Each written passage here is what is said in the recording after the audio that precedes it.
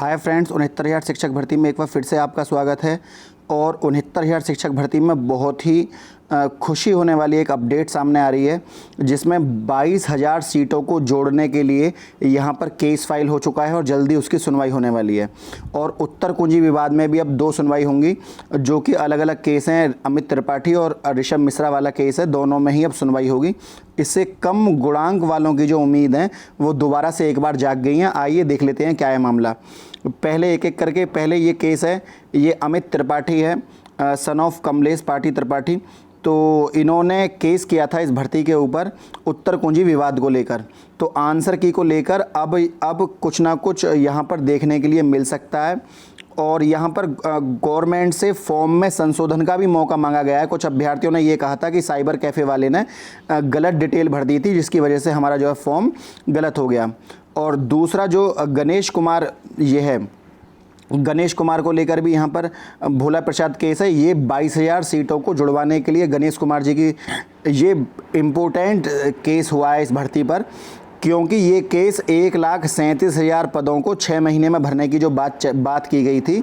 तो 1,37,000 पदों में जो बची हुई 22,000 सीटें थी, उनको जुड़वाने के लिए केस फाइल किया है।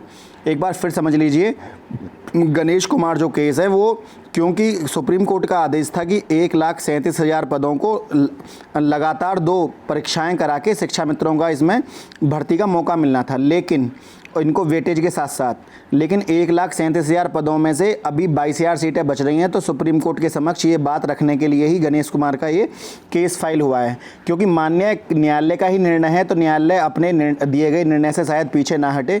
इससे सभी को फ़ायदा होगा और मुझे पूर्ण उम्मीद है कि ये जीत कर भी आएंगे। और ये जीतते हैं तो 22,000 सीटें जुड़ने से, जो क्योंकि इसके ऊपर केस फाइल नहीं किया था किसी ने भी कि 1,37,000 पदों को कैसे भरा जाए। और क्योंकि सुप्रीम कोर्ट का ये आदेश है, सुप्रीम कोर्ट के आदेश के बिना ये सीटें भरने वाली थी नहीं। तो यहाँ पर सबसे इम्पोर्टेंट चीज़ देखने के लिए यहाँ पर ये मिली है कि अब इन सीटों को यहाँ पर जोड़ा जाएगा। अब क्योंकि इसमें इसे कोई रोकने वाला है नहीं, इसके खिलाफ ये सरकार और अभ्यर्थियों के बीच का मामला है।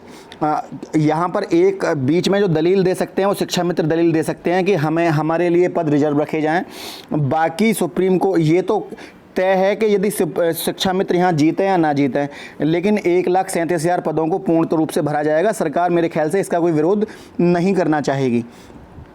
अच्छा, उसके बाद चंद्रमा यादव के स्कूल से पेपर आउट हुआ था।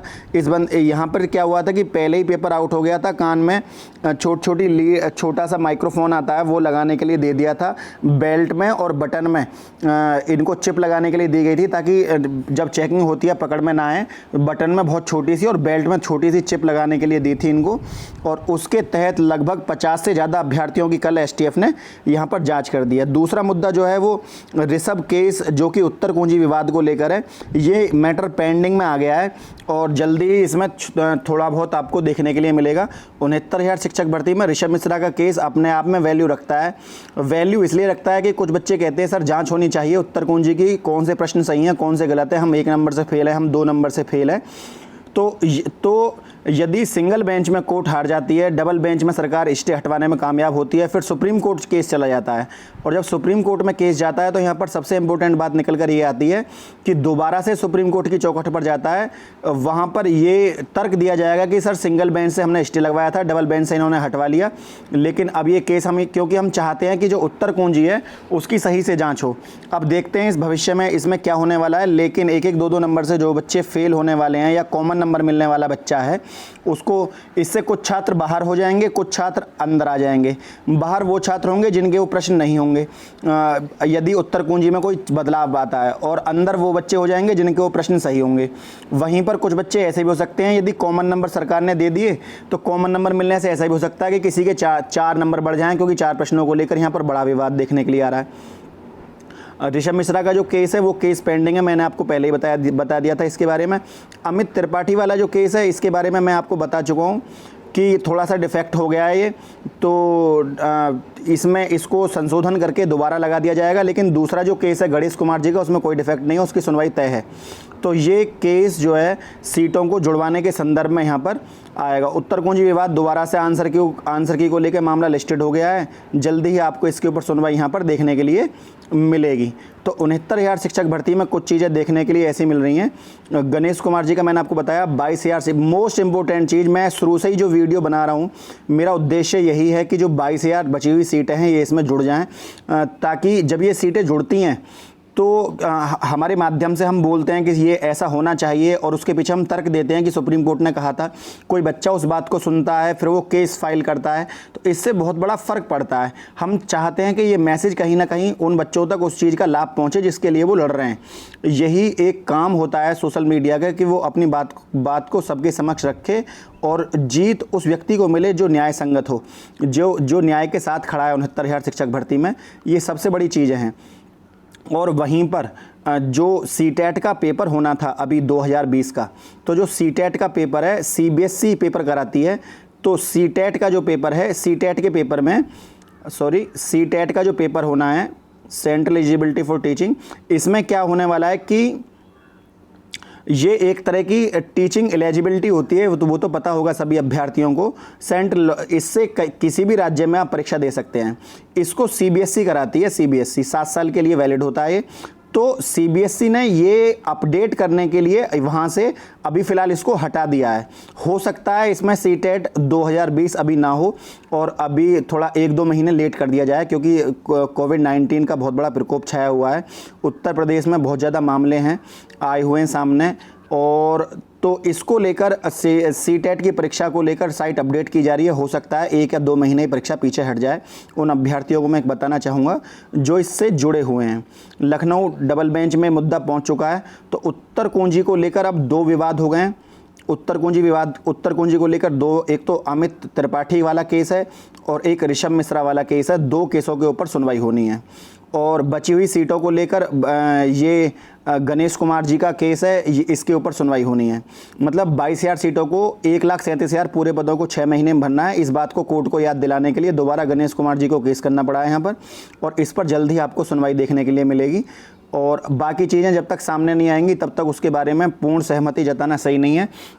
कोई भी अपडेट ऐसी होगी तो मैं आपके सामने फिर हाजिर हूँगा। मेरा काम ये नहीं है कि मैं 2 मिनट के लिए ये वीडियो बनाऊँ कि जज साहब अभी आ रहे हैं पानी पी के और वो थोड़ी देर में आपकी सुनवाई करेंगे। ऐसे काम मुझसे नहीं आते हैं। मैं आपको दिन में शायद 1 या 2 या 3 वीडियो बना कर दूँ, लेकिन उनकी न्यूज़ हमेशा ऑथेंटिक रहती है। क्योंकि कल शाम मैंने आपको बताया था कि उत्तर कुंजी विवाद को लेकर पिटीशन फाइल हो चुकी है। आज मैं उसके बारे में बता रहा हूँ कि कौन सा केस नंबर कौन सा है, और हो सकता है कि 1-2 दिन में मैं आपको ये बताऊँ कि उसकी तारीख कब की लगी है। तो जो इम्पोर्टेंट चीज़ें हैं ये चीज़ें ज़रूर होनी चाहिए।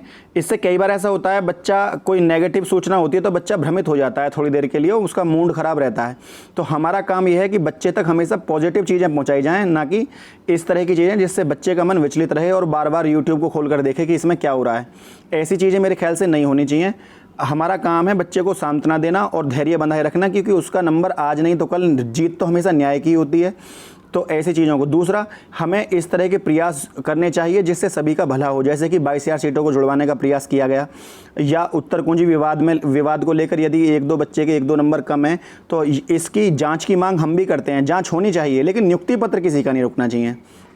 नियुक्ति पत्र रुकने से धक्का लगता है। आप सोचिए कल को आपका ही नंबर आ जाए और आपका नाम चयन सूची में हो और आपको किसी वजह से पता लगे कि अब आपका नाम उसमें नहीं है, तो एक बहुत बड़ी एक जीवन में नौकरी, गवर्नमेंट जॉब, टीचर की नौकरी से बड़ी मेरे ख्याल से कोई चीज़ नहीं होती है। बच्चा मेहनत करता है उसके लिए जीवन भर, ग्रेजुएशन करता है, बीएड करता है, पढ़ाई करता है, एक एक पल वो उस लम्हे के लिए जीता है जब उसके हाथ में उसको पता लगता है कि मेरा चयन सूची में नाम है। और किसी का चयन सूची में नाम आने के बाद आप उससे नियुक्ति पत्र वापस ले लो, या उसका चयन सूची में नाम अब पहले दिख रहा था अब फिर देखने के लिए ना मिले, तो उसके ऊपर क्या गुजरेगी। मेरे ख्याल से नौकरियां सबको मिलनी चाहिए जो कि जायज़ है। जिसका भी चयन सूची में नाम है ईश्वर सबको नौकरी दे, और उसके अलावा जिनके नाम नहीं हैं सीटें बढ़ाकर उनको भी नौकरी दे। ये सभी का हित हो। यहाँ पर 60-65 पर पास होने वाला हर बच्चे को यहाँ नौकरी दी जाए, चाहे वो किसी भी रूप में। वहीं दूसरी तरफ अनुदेशक हैं, अनुदेशकों ने मांग करी है कि जब 2.5 नंबर शिक्षा मित्रों को दिया जा रहा है तो इनसे ज़्यादा काम तो हम करते हैं। हम चुनाव में ड्यूटी करते हैं, हम पोलियो उन्मूलन में, हम हर क्षेत्र से जुड़े हुए हैं। जो भी काम वॉलेंटियर एज ए वॉलेंटियर होता भी है तो अनुदेशकों ने कहा है हम सारे काम करते हैं। उसके बाद यदि हमको इस तरह का लाभ नहीं दिया जाता तो हम भी उतने ही पात्र हैं जितने कि शिक्षा मित्र। तो शिक्षा मित्रों के यहाँ पर सरकार को ये बात रखनी चाहिए कि यदि हम शिक्षा मित्रों को वेटेज देते हैं तो सरकारी सेवाओं से जुड़े हुए ऐसे बहुत सारे लोग हैं जिनको हमें वेटेज देना होगा। तो सरकार को ये चीज़ें देखनी चाहिए। और 69,000 शिक्षक भर्ती में जुड़ी हुई सारी अपडेट्स के साथ हम एक बार फिर आपके सामने हाजिर होंगे। फ्रेंड, यदि वीडियो आपको अच्छी लगी हो तो वीडियो को लाइक, शेयर, सब्सक्राइब करना ना भूलें। आज के लिए इतना ही। जय हिंद, जय भारत।